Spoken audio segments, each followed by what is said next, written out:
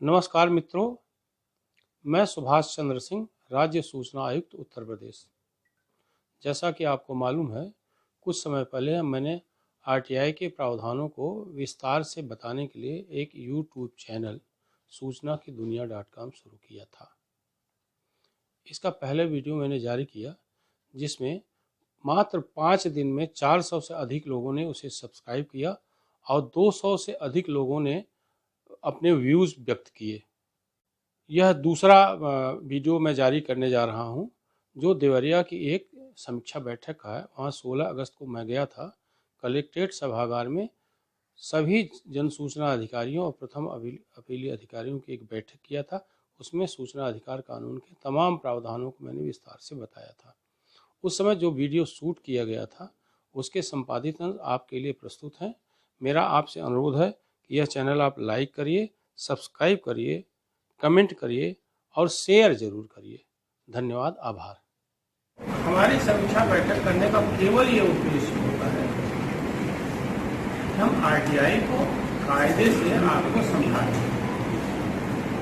और समझा केवल इसलिए न दें कि आप दंड से बचें, समझा इसलिए ताकि जनहित में जो कानून बना है उसमें पारदर्शिता के साथ जो सूचना आपके पास पत्रावली पर जारी हो वो सूचना आप दे सकें। कभी कभी होता है कि आरटीआई एक्ट की समझ कम होने से या उसके बारे में जानकारी न होने से, उसके नियमों के बारे में जानकारी न होने से गलतियां हो जाती हैं। अनायास इन द सेंस कि आपको जानकारी नहीं है और आपने जो है देर से सूचना दी और उसके कारण आपके ऊपर दंड लग गया और 20(2) की कार्रवाई यानी प्रतिकूल। कभी कभी कानूनों की गैर जानकारी के कारण भी दंड लगता है। गैर जानकारी के कारण दंड न लगे, इसलिए मैं इस तरह की समीक्षा बैठक करता हूँ। आरटीआई एक्ट मुख्य रूप से इसीलिए है कि गैर जानकारी में आप पर दंड न लगे, लापरवाही के कारण, विलंब से सूचना देने के कारण या जानबूझकर सूचना न देने के कारण दंड लगे। आरटीआई केवल इसीलिए है। आरटीआई का जो एक्ट है वो पूरी तरह से सूचना देने के लिए है, पारदर्शिता पूर्ण तरीके से, सद्भावपूर्ण तरीके से। मैं कभी कभी उदाहरण देता हूँ कि जैसे कोई आरटीआई आई और आपने सूचना नहीं दिया, दो कारण हो सकता है, या तो आपने लापरवाही की या आपके स्टाफ ने लापरवाही की और आपकी जानकारी में कोई बात नहीं आ पाई तो सूचना नहीं दी, या जानबूझ करके आपने सूचना नहीं दी, या कहीं भ्रष्टाचार हुआ है, कोई आपका अफसर उसमें फंस रहा है, उसको बचाने के लिए आपने सूचना नहीं दी। ये चीज नहीं होनी चाहिए। आरटीआई का कुल उद्देश्य यह है, जो सूचना आपके पास पत्रावली पर धारित है, जिस रूप में है, जैसी है, उसी रूप में आप प्रमाणित रूप से दे दीजिए। कोई मिला के तरह उद्देश्य धारा 6 का मतलब हम पहले भी समझाए कि आज की तरह धारा 6 का एक का मतलब केवल और केवल है वह आवेदन पत्र जिसके माध्यम से वादी सूचना मांगता है। वह किसी भी रूप में हो सकता है, वो प्रारूप में भी पूछ सकता है, वो सादे कागज पर भी साफ साफ टाइप हुआ किया हुआ आवेदन दे सकता है, या हाथ से लिखा हुआ ऐसा आवेदन जो पठनीय हो। 30 दिन का बाउंडेशन उसमें है कि 30 दिन के अंदर आप जो सूचना आपसे मांगी गई है वो सूचना आप प्रोवाइड करिए।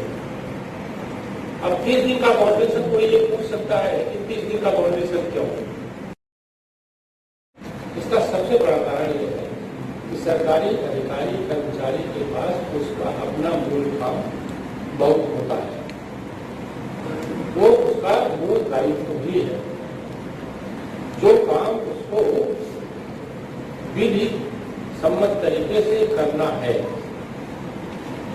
आरटीआई में ये साफ साफ कहा गया है कि अपना मूल काम करते हुए आरटीआई का जवाब आपको देना है और वही जवाब देना है जो आपके पास जिस रूप में है, जैसा है उसी रूप में देना है। माना गया है कि 30 दिन आपके पास है। आप 30 दिन में किसी दिन तो आपको थोड़ा समय मिलेगा सूचना देने के लिए, वो समय निकाल करके आप सूचना देंगे। लेकिन यह उतना ही महत्वपूर्ण दायित्व है जितना आपका मूल काम, यानी मूल दायित्व। जिस सरकारी पद पर है, उस पद पर रहते हुए जो आपके पास काम है सरकारी तौर पर, वो काम करना, साथ में आरटीआई का जवाब देना। जन सूचना अधिकारी वही होता है जिसके पास सूचना धारित होती है। इसलिए कि सारी पत्रावलियां उसका रोज सरोकार करता है, उसको मालूम है कौन सी पत्रावली कहाँ है और कौन सी सूचना कहाँ है। इसके बावजूद ये आप लोग भी ये व्यवस्था करते होंगे और हम भी ये मानते हैं कि उसमें एक असिस्टेंट की आपको जरूरत पड़ती है। असिस्टेंट वो लेवल का भी हो सकता है, सहायक जन सूचना अधिकारी भी हो सकता है, पटल सहायक भी हो सकता है, जन सूचना अधिकारी के साथ ऐसा व्यक्ति जो जन सूचना के बारे में जिसका थोड़ा इंटरेस्ट हो और थोड़ा वो फास्ट तरीके से काम कर सके। आप लोग रखते ही हो। तो 30 दिन की जो लक्ष्मण रेखा है, इसको मैं लक्ष्मण रेखा इसलिए कहता हूँ कि 30 दिन की लक्ष्मण रेखा इसलिए बनाई गई है ताकि 30 दिन के अंदर आप सूचना दें, अन्यथा लक्ष्मण रेखा का उल्लंघन करने पर दंड के भागीदार हो सकते हैं। इसलिए मैं इसको लक्ष्मण रेखा कहता हूँ। अब 30 दिन में क्या सूचना देना है और साफ बिल्कुल स्पष्ट शब्दों में, सरल शब्दों में बताता हूँ। 30 दिन के अंदर आप सूचना दीजिए, प्रमाणित सूचना दीजिए। नहीं सूचना दे रहे हैं तो उसका कारण बताइए। अगर सूचना विस्तृत है और आपको शुल्क की जरूरत है तो आप शुल्क मांगिए। सूचना थर्ड पार्टी से संबंधित है तो आप 30 दिन के अंदर उसको बताइए कि थर्ड पार्टी से संबंधित सूचना है। सूचना विस्तृत है, उसको नहीं देना है, यह बता करके सूचना विस्तृत है और हमारा मूल कार्य प्रभावित हो रहा है तो 30 दिन के अंदर बताइए। सूचना वाणिज्यिक है, गोपनीय है तो 30 दिन के अंदर बताइए। सूचना कलेक्ट करना है, उसमें समय लग रहा है तो भी 30 दिन के अंदर बताइए। यानी जो कुछ आपको कहना है वो 30 दिन के अंदर वादी को बताइए। और 30 दिन का ये मतलब नहीं है 29वें दिन आप उसको रजिस्ट्री करें और कहें कि ये सूचना दिए नहीं। तो ये सवाल उठेगा आपकी मंशा पर कि जब आपको इतना ही बताना था कि सूचना दिए नहीं है तो फिर आपने 29वें दिन उसको क्यों नहीं बताया? ये तो दूसरे तीसरे दिन भी बताया जा सकता था। तब आपकी मंशा पर सवाल खड़ा होता है, इसका मतलब आप सूचना नहीं देना चाहते। तो क्या ऐसा न करें। जो कुछ करना है आप 30 दिन के भीतर करें। 2023 की सूचना है, आप 4000 का शुल्क उससे मांगे 30 दिन के भीतर। लेकिन शुल्क मांगते समय ये सामान्य रूप से होता है कि लोग शुल्क मांग लेते हैं और कहाँ जमा करना ये नहीं बताते।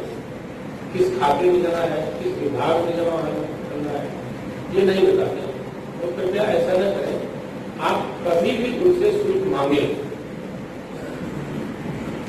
तो आप बाकायदा उनको ये पत्र लिखें, आपकी अमुक आरटीआई किस बड़ी में जिसके संदर्भ में आपने कुछ सूचनाएं मांगी थी, इसका पत्र हमको आपने अमुक तारीख को भेजा था, जो मुझे अमुक तारीख को प्राप्त हुआ। ये सूचना बहुत बृहद किस्म की है।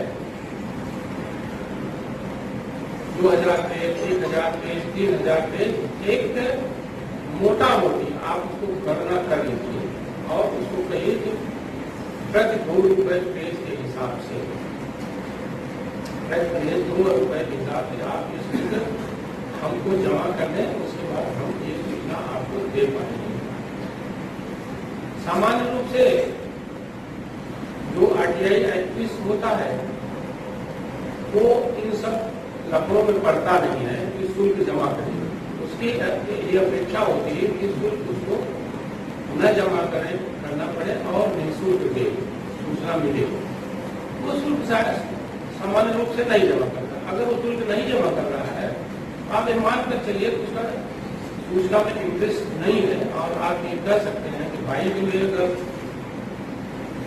30 दिन के बाद प्रथम अप्रैल में जाए, प्रथम अप्रैल के बाद 45 दिन यानी कोई 75 दिन यानी 3 महीने के भीतर अगर उनकी अपील करते हुए हमारे पास जाता है, तो आप ये कह सकते हैं ये सूचना बहुत विस्तृत और वृहद किस्म की थी, और हमने इस तारीख को इनसे मैंने शुल्क मांगा था। क्योंकि शुल्क इन्होंने जमा नहीं किया, इसलिए इनको सूचना नहीं दी गई। वो जो मेरे पास वो एप्लीकेशन आएगी, तो मैं उस पर विचार करूंगा कि शुल्क देकर के वो सूचना ले या बिना शुल्क के। अगर आपने 30 दिन के भीतर उनको ये पत्र लिख दिया है, तो स्वाभाविक रूप से ये प्राकृतिक न्याय का सिद्धांत भी करता है, उनको कहोगा शुल्क जमा कर सूचना प्राप्त करें और ये फाइल दाखिल करता तना ही RTI कुछ है। बाकी धाराओं के बारे में मैंने आपको बताया, धारा 6 आवेदन, प्रारूप 3 का रजिस्टर आप यहाँ करना चाहिए। प्रारूप 3 का रजिस्टर का मतलब आप लोग कर सकते हैं। प्रारूप 3 के रजिस्टर का मतलब है वह रजिस्टर जिसमें आप RTI का खाता वही रखेंगे।